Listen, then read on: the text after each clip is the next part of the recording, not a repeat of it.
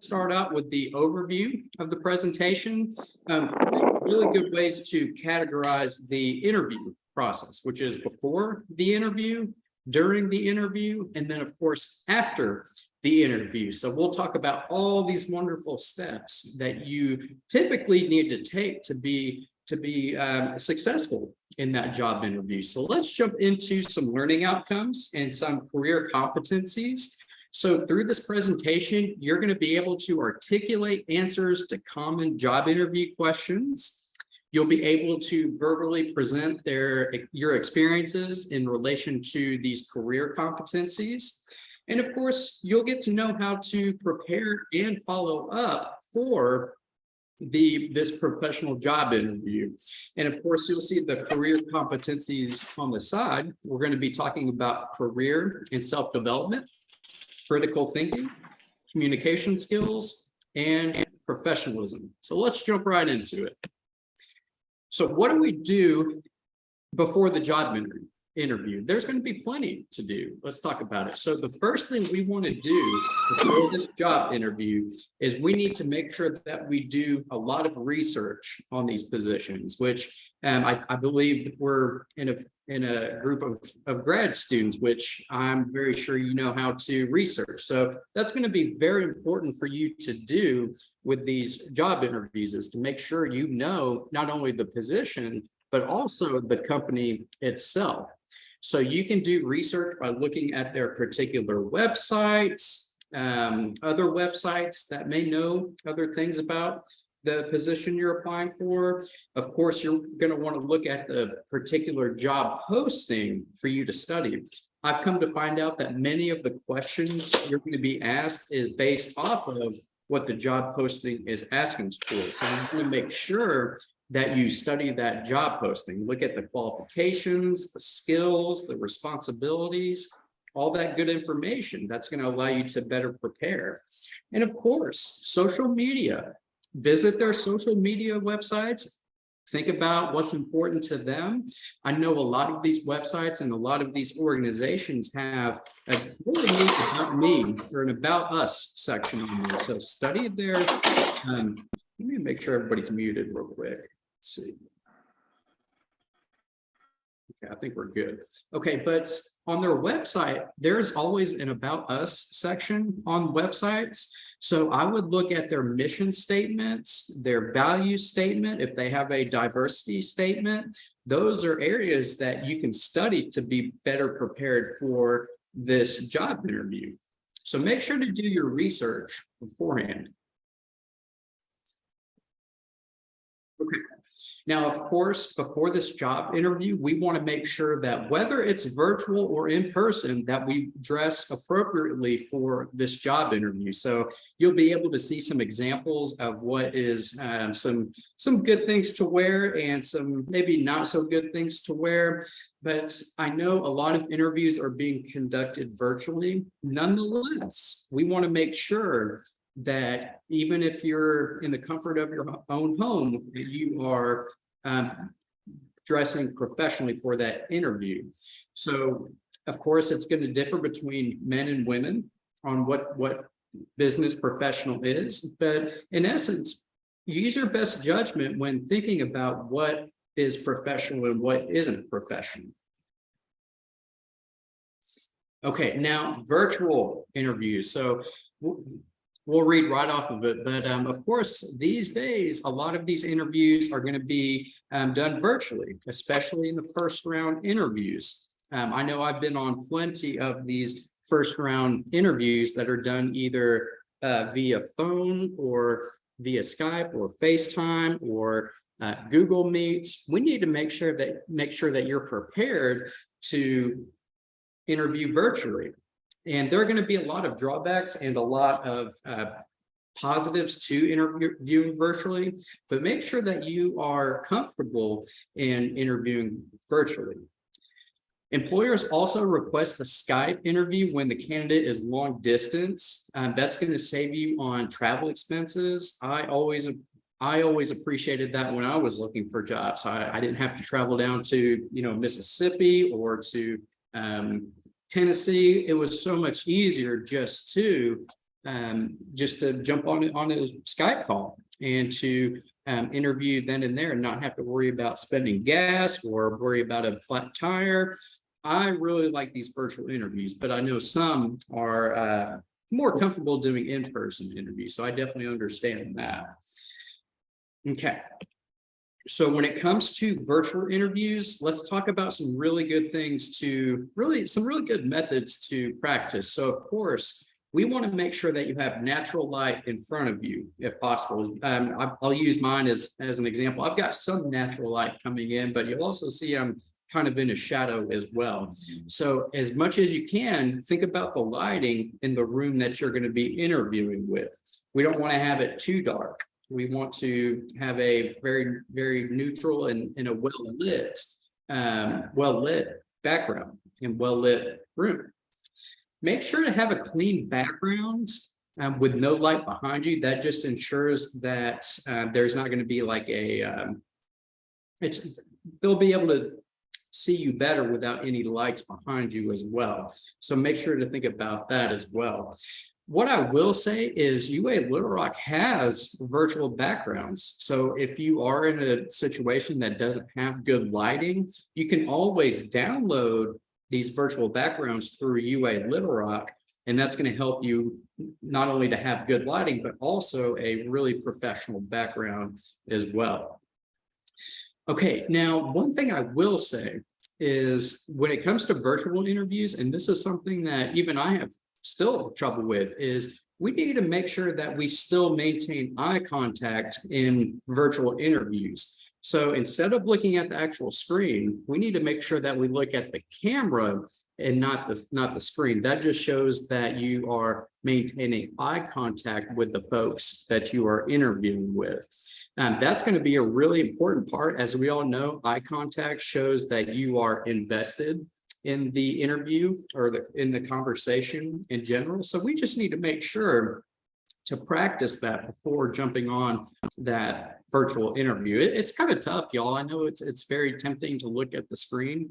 I know I'm doing that right now, but as much as you can, look at that camera lens on your computer as much as possible.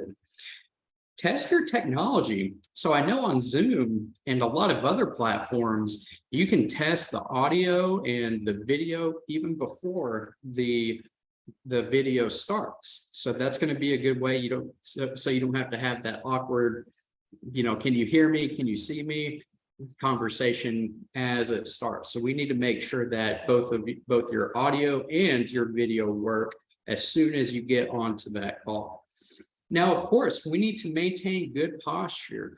I know they can't see all of you in a job interview, but they can still see some of you. So as much as you can, make sure to sit up straight and lean and be centered with the camera that you're looking on. Don't be leaning to the left or leaning to the right. Make sure that you are centered in the camera.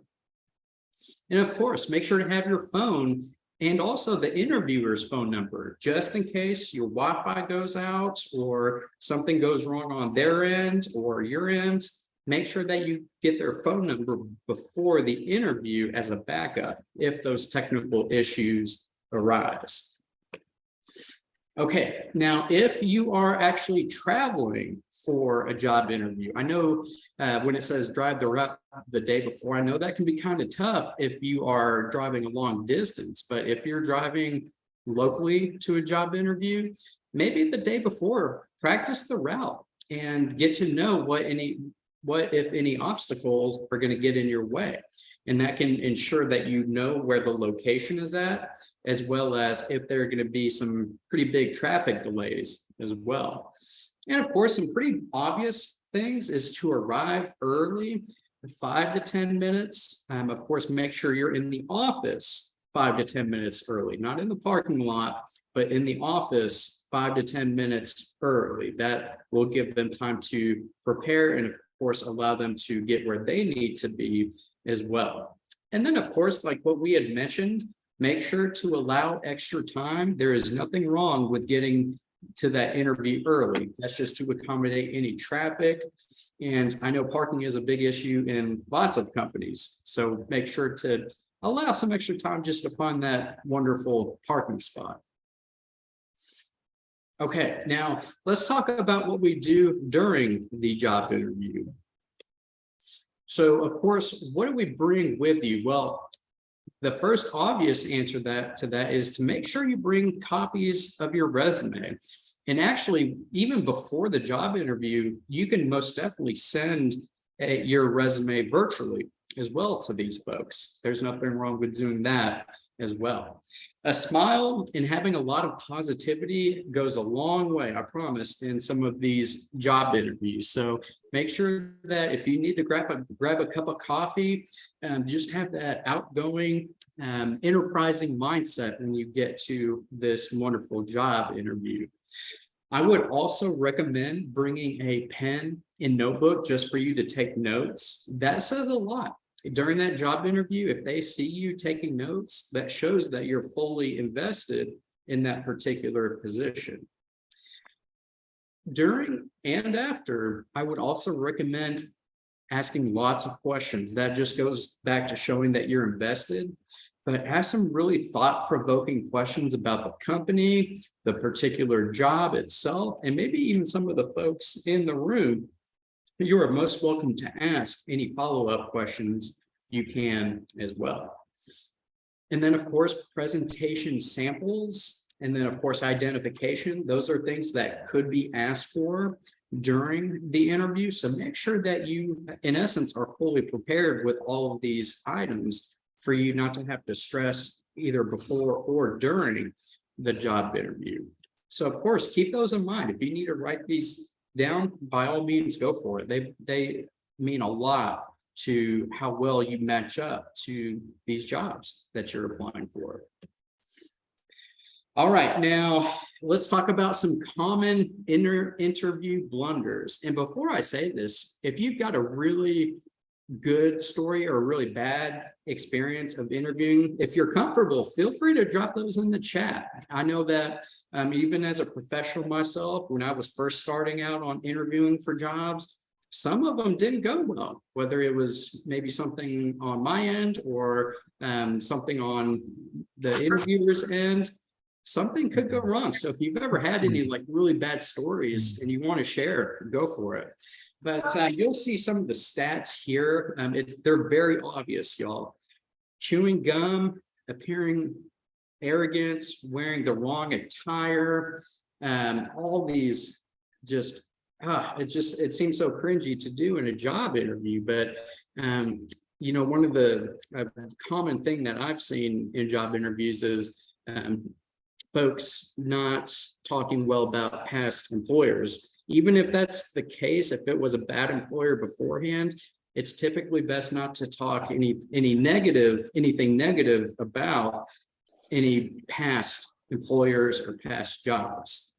Appearing disinterested, answering a phone call, these are so obvious, but they happen. So we need to make sure that you're prepared to, in essence, not do these things. Okay. The famous question that you're probably going to get at the very beginning of a job interview is, tell me about yourself. So when I do this presentation in person, I always kindly put somebody on the spot and ask them, well, tell me about yourself. And for most, it is very hard to do, and it kind of throws them off. So what I would highly recommend for any type of job interview is to create what we call an elevator speech. This is in essence the same thing as telling them about yourself. So the premise of that elevator speech is if you were to get into an elevator and had 1 minute from the floor to the next floor to tell somebody about yourself, what could you tell them in that 30 seconds or that minute that you have?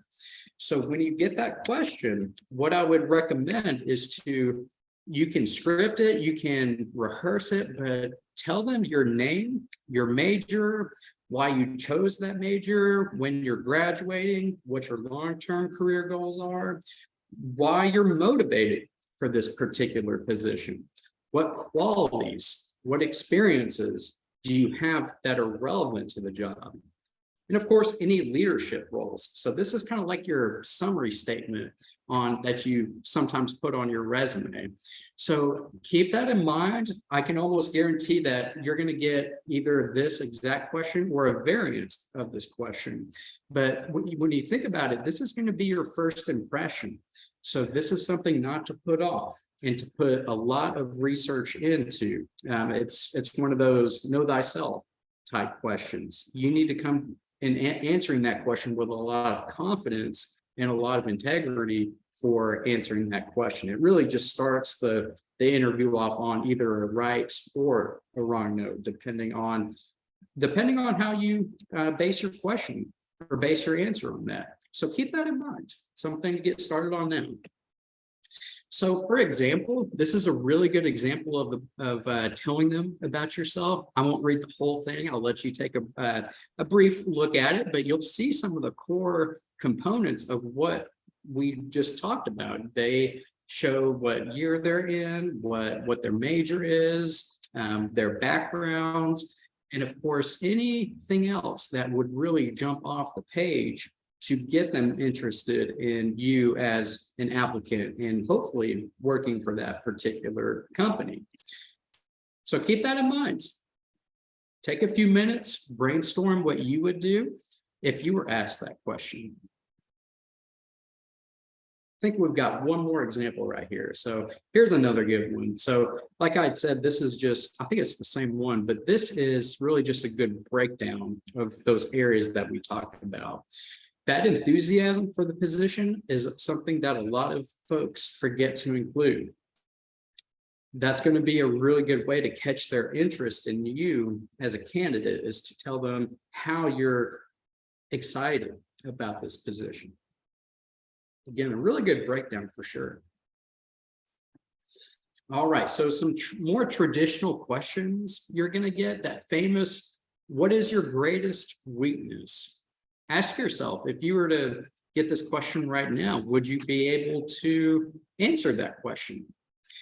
So when you get asked that question, we need to make sure that not only do you tell them, of course, what your weakness is, but we also need to follow up on how you have improved upon that weakness. In essence, any question you get in a job interview, we want to make sure that you somehow, some way, turn that into a positive experience, if you will.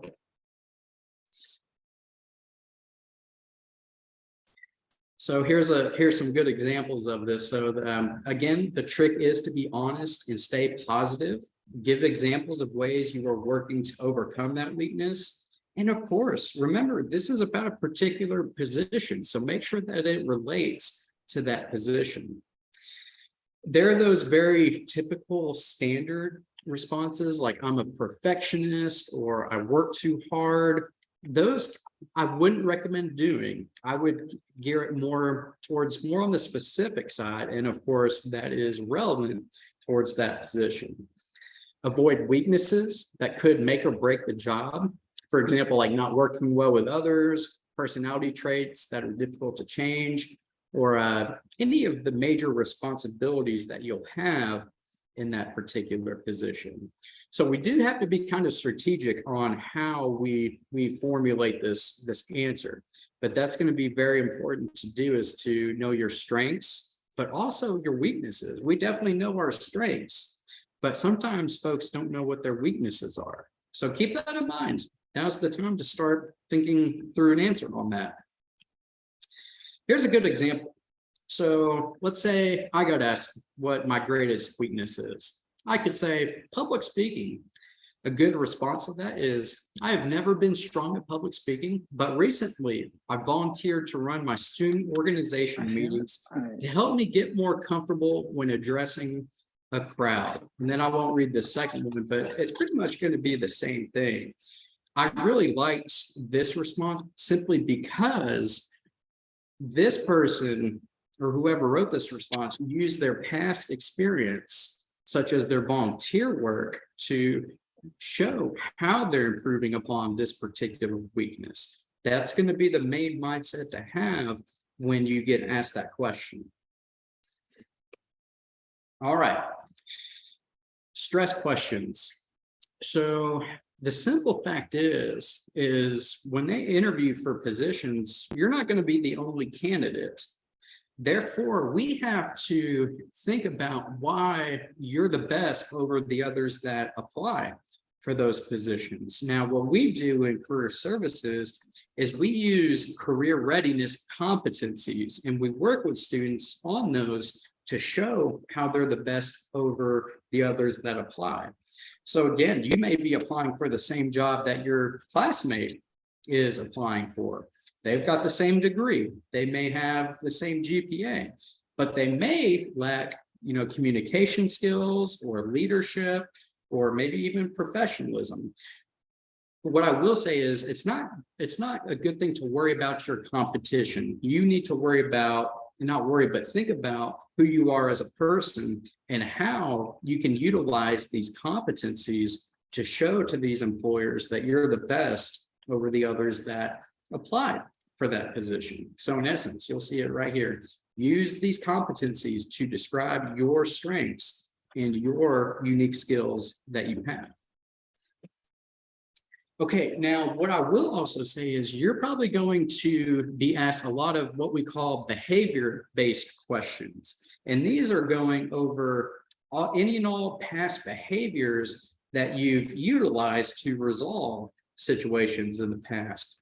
So if you hear any questions in that job interview that starts with, you'll see the examples here, tell me about a time, or describe a time, or tell me about a specific time, or discuss an instance. Those are going to be those phrases that you would know if it's what we call those behavior-based questions. And the reason why I'm bringing these up is simply put, these are very difficult to answer sometimes. I work with students quite a lot on getting through these questions. And the simple fact is there are so many components of going through and telling them about past behaviors that we need to have some sort of roadmap, if you will, on answering those questions in a quality format. So what I have is a really cool method that I work with students on all the time, and that is what we call the STAR method. You'll see it right on this slide alone, but it's an acronym for those specific areas that you can talk about as it relates to those past behaviors that you have taken. So when you get a behavior-based question, the first thing we want to do is we want to give them the overall situation that you were in. It's going to be very brief and it's going to be very general. And that's how we want it, because right after that, we're going to provide a very general task that you are tasked with to resolve the situation. And then, of course, the actions. This is where you can get really specific with the actions that you took to resolve let me rephrase. These are going to be the actions that you took to complete the task that resolve the situation. And then once you do that, this is where you get to bring everything in and tell them about what resulted from these actions that you took to resolve the task, to resolve the situation. What this does is it helps you subdivide each core component of the question that you are getting. And it really helps you provide a really nice beginning to an end on these questions. It keeps you organized, and it also helps the employers stay organized and to allow them to understand fully what situation you're in, and of course, what behavior you took to complete and resolve the situation. And the cool thing is, if you have trouble remembering the STAR method, what you can do in that particular question is you can actually tell an employer, this is the situation that I took. This is the task that I took. This is the action that I took. Those are the things that you can do to make sure that you stay aligned with the STAR method. Really good method to have. If you have any questions or comments about that, feel free to drop that in the chat. These are going to be some, like I said, some good ways. This is an example. I won't go through each and every one, but you'll notice some key words that we have in here. So for example, in the task, you can start off by saying, my goal was to XYZ. Now in the actions, of course, it's going to be best to start off with maybe like a strong action verb, such as I designed, or I promoted, or I collaborated with. You get to be creative with those actions that you took.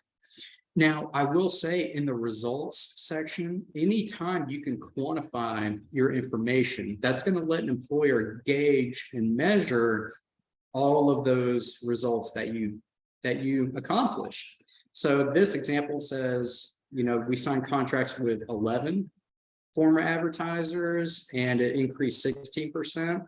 We could easily go and not use numbers, but what that does again is it lets that employer quantify that really big result and that accomplishment that you've had. So keep that in mind as you begin to use this STAR method. All right, and then of course, the last questions, eventually you're going to get to the end of the interview. Therefore, we still need to make sure that you are still engaged, even though you know it's coming to an end. I would highly recommend asking questions even at the end of the interview. Even if you're asking during the interview, make sure to ask some questions afterwards as well. So for example, what skills and experiences would make you an ideal candidate? Can you show or tell me about projects that I'll be working on? What's your favorite part about working here? These are some really good examples that will maintain your interest in that particular position. Feel free to write these down. Of course, it's going to vary between the positions that you apply for, but if there's a piece of information that you're absolutely dying to figure out that wasn't answered in the rest of the interview, now is your time to make sure that you ask those questions. It only plays to your benefit by asking these questions. So here's a quiz for you. Which question should you not ask during the interview? Go ahead and utilize your chat. What do y'all think? Let me pull up my chat real quick. Here we are. Absolutely. Yep. Christine got it. Lena got it. Yep. So I know money is very important. That's a obvious reason why people work, and it's a valid reason why people work. However, the problem with the salary question during the job interview is, remember, this is your time to market yourself for these positions. We want to keep the focus on how you can benefit the organization and not the other way around. That comes after the interview portion. I hope that changes. I'm honestly, since it's such a big value people have, wanting to know the salary, I definitely understand that. But I think until things change, I would definitely keep from asking that question until after you receive that offer. And of course, that's where the negotiating can come in at as well. So for those who responded, you're right, it is 4. Not the question to ask during the job interview. Okay, let's talk about after the interview as well. So the interview, when you think about it, doesn't stop after it ends. When you think about it, there are some steps that you can take even after you get talking with these folks. So what you can do is, of course, express your thanks.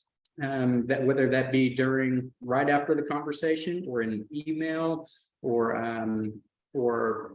in person right after. We want to somehow, some way, just thank them for their time and consideration. If you send an email, I would wait about a day to send that. And that's not only thanking them, but it's also keeping your name fresh in the minds of those folks you're interviewing with when they go to make that decision. Okay, and then of course you can add specific details on what you're thankful for and what you hope to achieve by being at this particular position. Keep that in mind as well. So here's a really good template. As I had mentioned, you can send a quick email to these folks you're interviewing with. If they have business cards, you are most welcome to ask for those right after you get done with the actual interview itself. That way you have their email address for you to send a thank you note to. So here's a really general thank you notes or an email. You can do this either way. But this is, again, just expressing your gratitude and what you hope to get out of it. But again, that's going to keep your name fresh in the minds of those employers. So the salary negotiating part, this is where it gets really tricky. There are just so many factors involved with negotiating salary. But first of all, there are going to be lots of resources for you to have. And the reason why we want to negotiate salary is there's a big difference between $60,000 in Arkansas and $60,000 out in California. We need to think about what matters to you and the situation you're going to be in, such as where you're going to be living at. So we have on our websites, if you have activated your Handshake account, we have a cost of living calculator. This allows you to put in where you're currently located at and where you'll be moving to. And that's going to tell you about how much you need to make for you to maintain the current lifestyle that you live. Do that before you negotiate the salary. That's going to give you some crucial information. Also, what I would recommend when it comes to salary negotiation is the right term for this is don't lowball yourself. So what you want to do instead is we want to ask what range they are offering instead of just straight out saying, I want $60,000. The problem with coming right out with a number that you want is, I'll give you a situation. So let's say that I want $60,000 a year. However, the employer was about to pay me $80,000 a year. But of course, they're going to pay me the $60,000 I want and save $20,000 a year. So I just lowballed myself by asking for a specific amount. So what you want to do is to simply ask a question on what range they are offering. And that's going to keep you from not only lowballing yourself up, but to also keep them on their feet when it comes to offering a fair and equitable income. So keep that in mind. That's going to be very important to do. Okay, and then of course, here's some other really good tips on negotiating. Feel free to take a screenshot if you will, but you can always think about the benefits that come along with the job. It's not just about salary. Think about health insurance, paid time off. We have to think about those as well because that time is a pretty big deal to folks. So we also have to think about that. And we also have to remember the salary they offer has to match the skills you have and then of course the experiences you have. Ask them about that and see if they could go maybe higher. Okay. All right, so that goes through my presentation with interviewing skills. If y'all have any questions, in fact, Christine did send me a list of questions beforehand. I'm going to go through those real quick and get some more information for y'all. But Christine, I'm looking through the chat. So, but how do you answer the salary question? Did I answer your question or should I? You sure did. You sure did. You got to it before you saw it. It's fine. Okay, perfect. Okay, and then Karen, you mentioned, could you tell us more about why you recommend asking what skills and experiences would make an ideal candidate? I worry that might make it sound like the candidate did not read the job ad. Okay, I can understand that. So and there are so many factors that could dictate what questions people ask. If you do, in fact, know what skills and experiences make the ideal candidate, if they mention that in the job descriptions, then maybe that's not the best answer or question to ask, simply because that's already listed, and that's going to kind of show to your attention to detail. So Karen, that's a good point. So in essence, we need to base our questions off of not only the interview, but also the job descriptions and any other correspondence they have listed or made note of before the job interview. Did that help, Karen? Yes, absolutely. And one of the things I would add is that it's never wrong for you to ask questions about the employee. Oops, sorry. Hang on, I got to take this call. I'll be back. That's all right.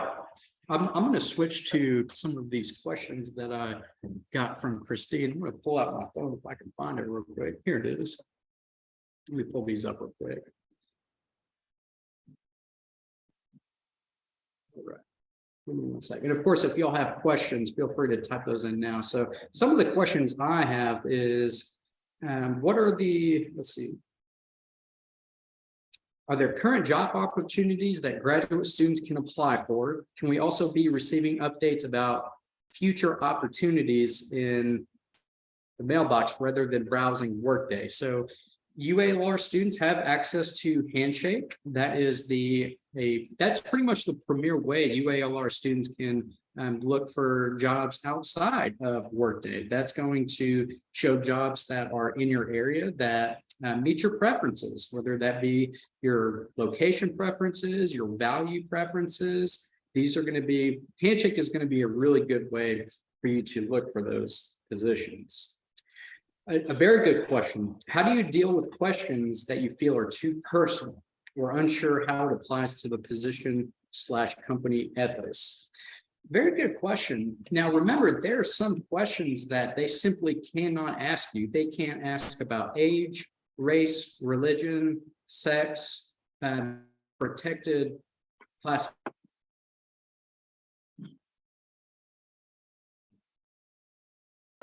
So if you get one of those questions, if you truly feel that a question is, I'm going to get out of the sun keeps on turning. Sorry about that, y'all. But there is a lot of questions you may feel that are too personal. And if you truly feel as though that they're too personal, I feel as though that you are justified in declining that answer. That's just maintaining those healthy work boundaries. Okay, let's see. Can you talk about some of the nonverbal behavior you should display during the interview? There is a really neat, in fact, I'm going to jump out of my presentation real quick and show you all this, but there's a neat method that you can use to show some really good nonverbal communication skills. Let me stop sharing real quick and then pull this up. Let's see. This, while I'm getting it set, this is called the Solar method of communication. And y'all may have heard of it before, but I want to bring up the visual for y'all, just in case you haven't seen it. Let me get a good image of it real quick.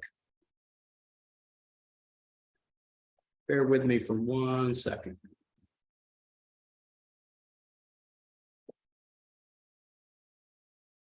Okay, I'm going to share my screen once more.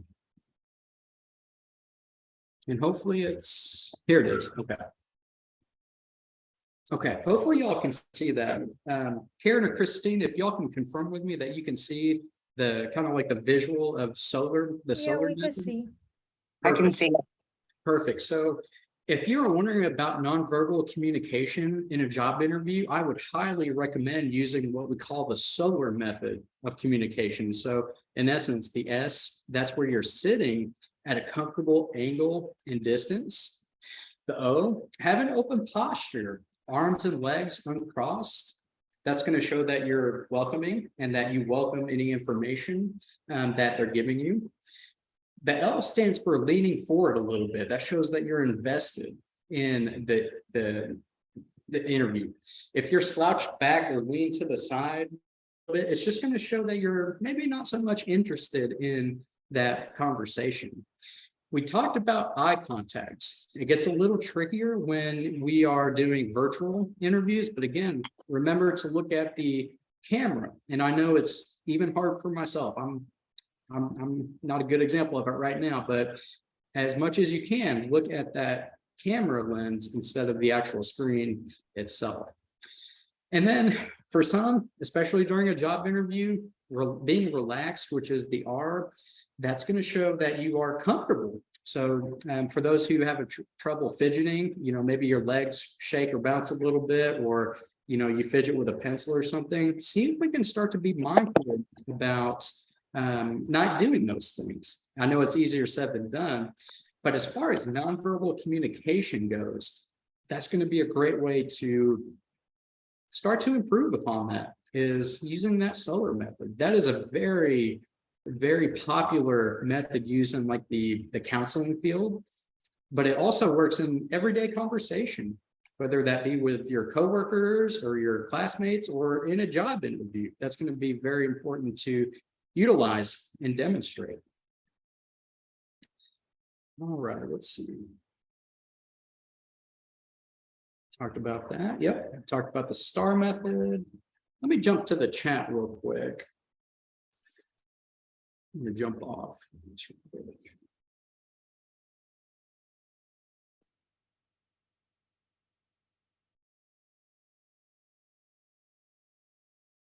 Maybe 1 second.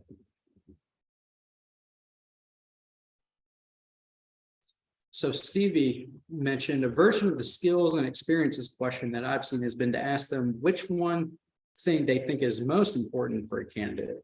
And it gives you an opportunity to talk about how you fit that. Good point. Well said.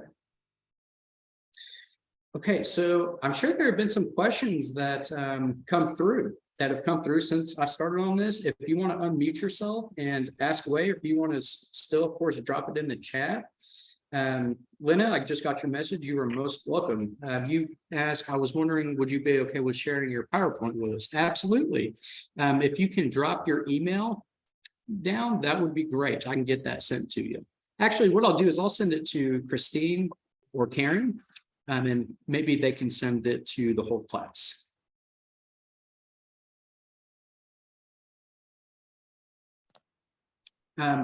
Lokesh, if I'm pronouncing that right, yes, you are most welcome to email me if you have any further doubts, if you have any concerns about the interview process. That's what I'm here for. My title is career specialist. So whether it be interviewing or negotiating that salary or getting that resume up to date, that's what I'm here for. So feel free to reach out to me via email, or you can make an appointment on Handshake. We would be happy. I would be happy to work with you in those regards. Absolutely.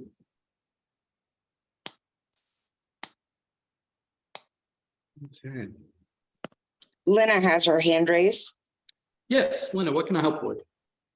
So I think you mentioned that you've helped students before. Does that include like a one-on-one Zoom meeting, kind of go over interviews, prep for interviews? Okay.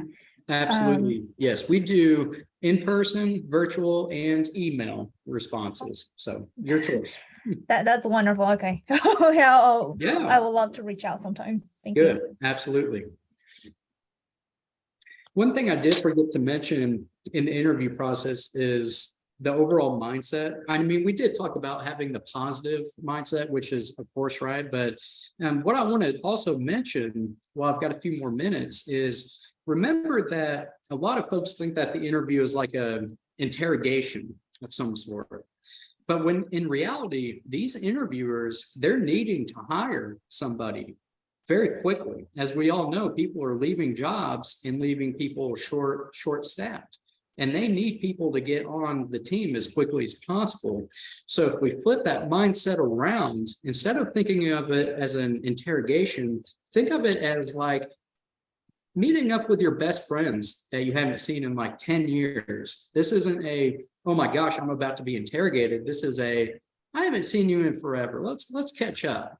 Let's have that mindset as well. That's going to be so very important.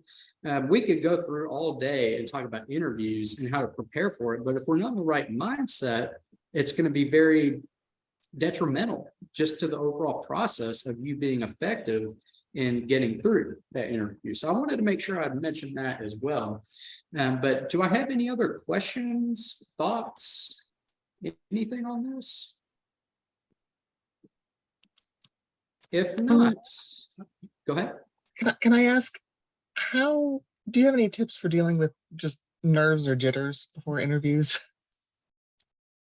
Very much so. And honestly, the mindset, not thinking of it as an interrogation, excuse me, that's a very big part of dealing with the nerves. But what I will also say is this is just a conversation when you think about it.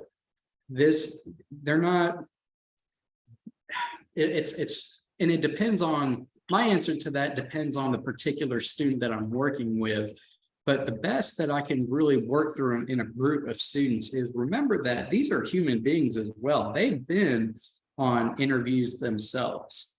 And remember that, of course, they're needing to fill these positions. They've had bad interview experiences. They've had good experiences. They are human just like us. They're not expecting a perfect interview. My interview at UA Little Rock was not perfect. My interview at UCA as a director was not perfect, but I still got those positions. Be mindful about the simple fact that you're not going to be perfect. If you if you mix some words up like I've done throughout this presentation on occasion, that's okay. You'll notice that my cheeks are very red right now. Even on these presentations, as much as I enjoy them, I still get a little nervous. But we have to think about how we can use those nerves to your advantage in utilizing and showing that you're the best fit over those others that apply for that position. So that's going to be the best recommendation. I know it's a little on the philosophical side, but it really does help having that open, charismatic side to talking about yourself. This is a celebration, y'all, of who you are as a professional and all that you've done. So it's really going to boil down to mindset for sure.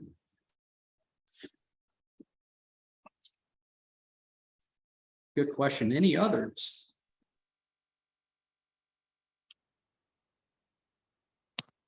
Adam Nick has his hand up. Who does? Adam Nick. Okay. Feel free to type it in the chat, or if you want to unmute yourself, ask away.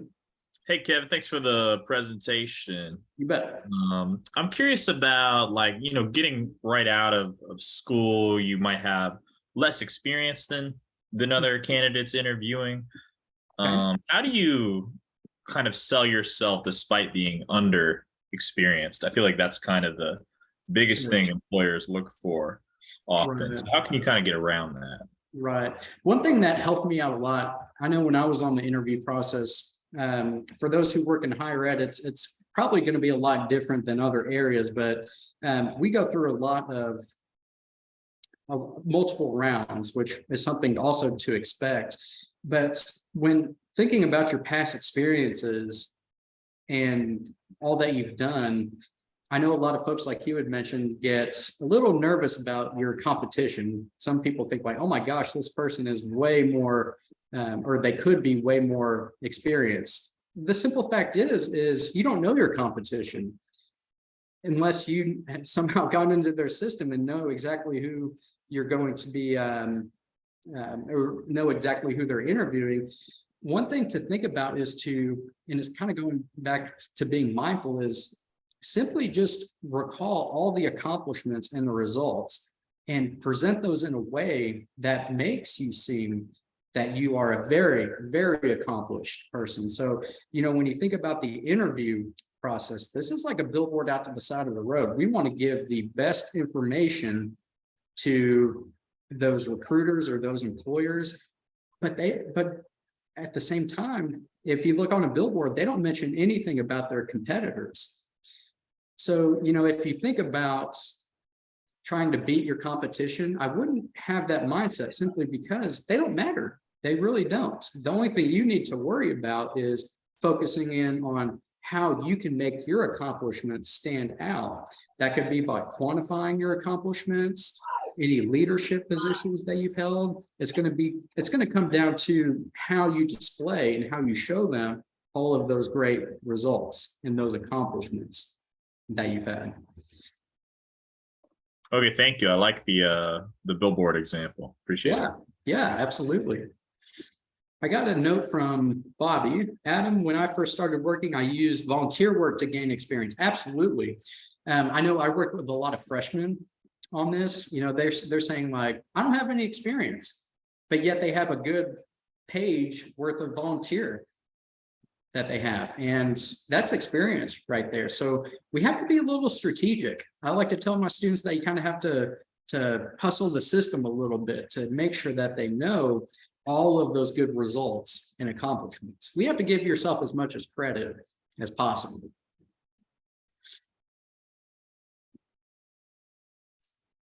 Good thoughts. Any others? I know I'm running very quickly out of time. If anybody else has a question, go ahead and speak up.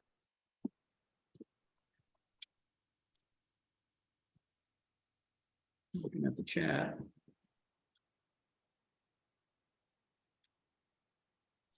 Okay. Well, Kevin, thank you so much for coming and this presentation. It was very informative. There's a lot that I learned, and I've been on the interview track for a while. Yeah. It helped me a lot. So I hope it was as helpful for everybody else as it was for me. Emerald, did you have anything that you wanted to add? No, that is all. Thank you everyone for joining, and we hope to see you in our future workshops. Absolutely. Absolutely. Our next workshop is actually going to be on October the 18th. 18th, and that is our thesis workshop. It's a really, really great workshop for you guys to see. Dr. Kuralt from the graduate school is giving that. So make sure if you're interested to register for that. But thank you guys all for coming. Our regular GSA meetings are every 3 weeks on a Thursday at 5. If you'd like to join us, our next one is on October 20th. Other than that, that's all I've got for everybody. Thanks so much for having me, Christine. Thank you. All righty. Y'all take care. Bye.